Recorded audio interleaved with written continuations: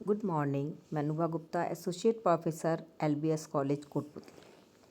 आज का हमारा टॉपिक है non stoichiometric compounds and non stoichiometric defects.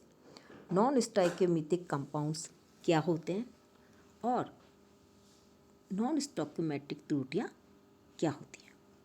वे यौगिक जिनमें धनायन व ऋणायन की संख्या का अनुपात रासायनिक सूत्र में प्रदर्शित अनुपात के अनुसार नहीं होता है, उन यौगिकों को कहते हैं नॉन स्टोइकियोमेट्रिक कंपाउंड्स।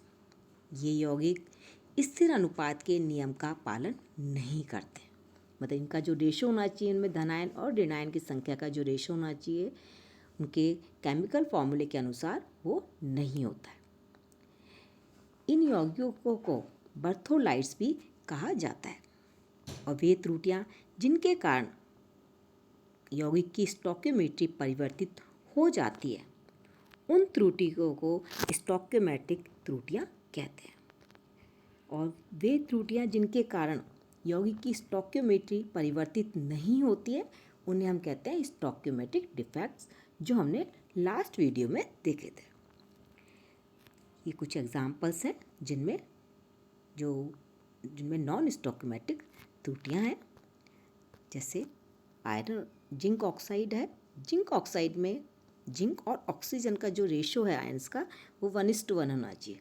जितने जिंक आयन होने चाहिए उतने ही ऑक्साइड आयन होने चाहिए, लेकिन जिंक ऑक्साइड में जिंक आयन की संख्या ऑक्साइड आयन से ज़्यादा है। आयरन सल्फाइड के अंदर सल्फाइड आयन्स जो हैं वो आयरन से ज़्यादा है, जो रेशो है 1:1 नहीं है। आयरन ऑक्साइड के अंदर भी जो है ऑक्साइड आयन जो है आयरन से ज़्यादा है, रेशो इसका जो है 0.95:1 है। यदि 100 ऑक्साइड आयन है तो वहाँ पर सिर्फ 95 आयरन के जो है आयन्स ही होंगे। तो ऐसे यौगिकों को जो है नॉन स्टोइकियोमेट्रिक कंपाउंड्स कहते हैं। अब नॉन स्टोइकियोमेट्रिक का कारण क्या है, किस कारण से जो है यौगिक नॉन स्टोइकियोमेट्रिक हो जाते हैं, मतलब डिफेक्ट किस तरह के डिफेक्ट्स होंगे कि यौगिक जो है नॉन स्टोइकियोमेट्री हो जाए, उसकी स्टोइकियोमेट्री चेंज हो जाती है। तो नॉन स्टोइकियोमेट्रिक कंपाउंड्स दो तरह से हो सकता है, या तो उस यौगिक में धातु आयन की अधिकता हो जाए या अधातु आयन की अधिकता हो जाए। तो धातु आयन की अधिकता किस तरह से हो सकती है कि धातु आयन की अधिकता हो सकती है कि जो है वहाँ उस कंपाउंड्स में जो एनायन है वो चला जाए, या यदि एनायन जाता है तो अपना इलेक्ट्रॉन वहीं छोड़ दे। दूसरा कारण हो सकता है कि जो अंतरकाशीय स्थान है, इंटरस्टिशियल स्पेसिस है, वहाँ पर एक्स्ट्रा धन आयन आ जाए।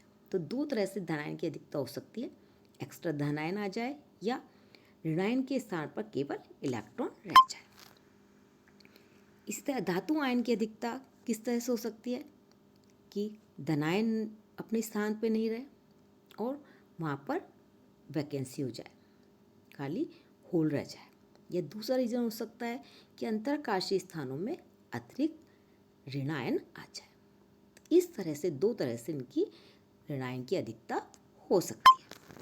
अब हम लिंक एक एक करके लेंगे। फर्स्ट हम ले रहे हैं एक्सिस ऑफ मेटल आयन, धनायन की अधिकता किस तरह से हो सकती है। तो धनायन की अधिकता कैसे हो सकती है कि जो ऋणायन के स्थान पर केवल इलेक्ट्रॉन रह जाए। तो फर्स्ट हम ले रहे हैं, तो आपने देखा वो जो सोडियम क्लोराइड है जो कि हम यूज़ में लेते हैं वो वाइट कलर का होता है, लेकिन यदि सोडियम क्लोराइड को सोडियम वेपर के साथ गर्म किया जाए तो येलो कलर का सोडियम क्लोराइड बनता है। और ये सोडियम क्लोराइड जो है वो नॉन स्टोइकियोमेट्रिक है। इस सोडियम क्लोराइड के अंदर जो नॉर्मल सोडियम क्लोराइड उसमें जो क्रिस्टल संरचना, एक निश्चित क्रिस्टल संरचना है। सोडियम के पास क्लोराइड आयन है, इस तरह से sodium positive ion, negative ion इस तरह से लगे रहते हैं। जब सोडियम वेपर के साथ गर्म करते हैं तो जो नेगेटिव आयन है वो अपना जालक छोड़ करके बाहर चला जाता है, लेकिन कॉम्प्लेक्स की उदासीनता को बनाए रखने के लिए वो अपना इलेक्ट्रॉन यहीं पर छोड़ देता है। इस कारण जो है इसके अंदर धन आयन की अधिकता हो जाती है। यदि जहाँ पर इलेक्ट्रॉन रहता है उसे हम कहते हैं एफ सेंटर। अब कंपाउंड नॉन स्टोइकियोमेट्रिक हो गया, लेकिन नॉन स्टोइकियोमेट्रिक होने के साथ साथ कुछ प्रॉपर्टीज़ चेंज हो जाती है। यदि एफ सेंटर है किसी यौगिक में तो वो यौगिक जो है कलर्ड हो जाते हैं। वैसे आयनिक कंपाउंड जो है कलरलेस है, लेकिन एफ सेंटर होने के कारण वो कलर्ड हो जाते हैं। सेकंड, जो आयनिक कंपाउंड्स है वो डायमैग्नेटिक है, क्योंकि लेकिन फ्री इलेक्ट्रॉन जो इलेक्ट्रॉन सेंटर रहता है यहाँ पर होता है, उसके कारण ये पैरामैग्नेटिक हो जाते हैं। आयनिक कंपाउंड के अंदर विद्युत धारा प्रवाहित नहीं होती, लेकिन यदि वहाँ पर इलेक्ट्रॉन है, एफ सेंटर है, तो उसके अंदर कुछ इलेक्ट्रिकल कंडक्शन होने लग जाता है। इलेक्ट्रिकल कंडक्शन का कारण एक ये भी है कि यदि यहाँ पर इलेक्ट्रॉन है तो ये जो है क्लोराइड आयन यहाँ पर मूव कर सकता है, तो जो इलेक्ट्रॉन है ये क्रिस्टल लैटिस के अंदर मूव कर जाएगा और इलेक्ट्रिकल कंडक्शन हो जाएगा। सेकंड कारण था कि extra cation interstitial holes. Ions के साइज, धन आयन के साइज जनरली छोटे होते हैं ऋण आयन से काफ़ी, तो इस तरह की त्रुटि पाई जाती है जिंक ऑक्साइड, जो कि येलो कलर का है। जिंक ऑक्साइड के अंदर जिंक आयन का साइज छोटा है, तो जो अंतरकाशीय जो स्पेसिस है, अंतरकाशीय स्थान है, जो आयंस के बीच में स्पेस रह जाते हैं, जिसे हम कहते हैं इंटरस्टिशियल स्पेसिस या इंटरस्टिशियल होल्स, तो कंपाउंड बनते समय एक्स्ट्रा धन आयन जो है इन अंतरकाशीय स्थानों में आ जाते हैं। और जब धन आयन आएगा तो पॉजिटिव चार्ज बढ़ जाएगा, इसलिए उदासीनता को बनाए रखने के लिए ऋण आयन नहीं, इलेक्ट्रॉन्स भी इंटरस्टिशियल स्पेसिस में आ जाते हैं और मॉलिक्यूल जो है इलेक्ट्रिकली न्यूट्रल हो जाता है। तो इस केस के अंदर भी जब इलेक्ट्रॉन है यहाँ पर, तो इसका मतलब यहाँ पर एफ सेंटर है, तो कंपाउंड कैसा होना चाहिए? कलर्ड होना चाहिए। तो इसलिए जो जिंक ऑक्साइड है वो भी कलर्ड है। साथ ही यहाँ पर इलेक्ट्रिकल कंडक्शन भी हो जाता है, क्योंकि सॉलिड आयनिक कंपाउंड विद्युत के उचालक है, नॉन कंडक्टर है, लेकिन एक्स्ट्रा इंटरस्टिशियल होल्स में आ जाने के कारण या इस तरह की त्रुटि के कारण जो है इसमें सेमीकंडक्टर्स हो जाते हैं, क्योंकि इसमें कुछ इलेक्ट्रिकल कंडक्शन होने लगता है, क्योंकि फ्री इलेक्ट्रॉन है, ये इधर हर जो है इन स्पेसिस में मूव कर सकते हैं। तो इस तरह से जो है धन आयन की अधिकता हो जाती है। अब ऋण आयन की अधिकता किस तरह से हो सकती है? ऋण आयन की अधिकता किस तरह से होगी? एक तो है vacancy in place of cation, धन आयन के स्थान पर होल रह जाए या रिक्तिका रह जाए। तो इस तरह की जो है डिफेक्ट्स पाए जाते हैं आयरन ऑक्साइड, आयरन सल्फाइड, निकल ऑक्साइड। जब कंपाउंड बनते हैं तो उस टाइम पर क्या होता है कि जो बनते समय इनमें जो एनायन की अधिकता होनी, तो मतलब वैकेंसी रहनी चाहिए धन आयन की, तो कुछ धन आयन अपना क्लस्टर लैटिस छोड़ करके बाहर चले जाते हैं।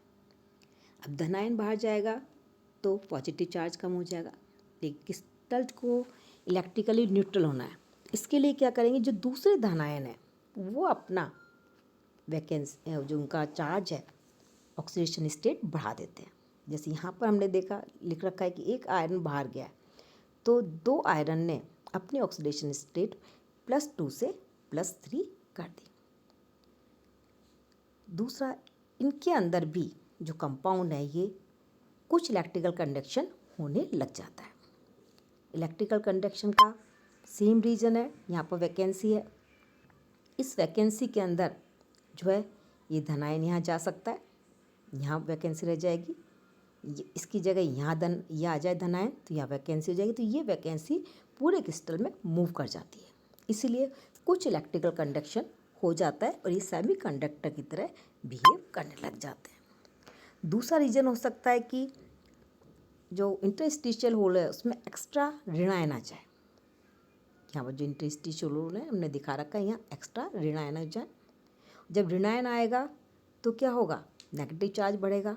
तो इसके लिए कोई दूसरा धन आयन अपना ऑक्सीडेशन स्टेट बढ़ा देगा। यहाँ देखिए हमने हर एक के अंदर ए को हमने +1 चार्ज से शो किया है, लेकिन यहाँ पर हमने +2 कर दिया है, क्योंकि एक नेगेटिव आयन आया जिस पर 1 नेगेटिव चार्ज था, तो दूसरे एक आयन ने अपनी ऑक्सीडेशन स्टेट बढ़ा ली।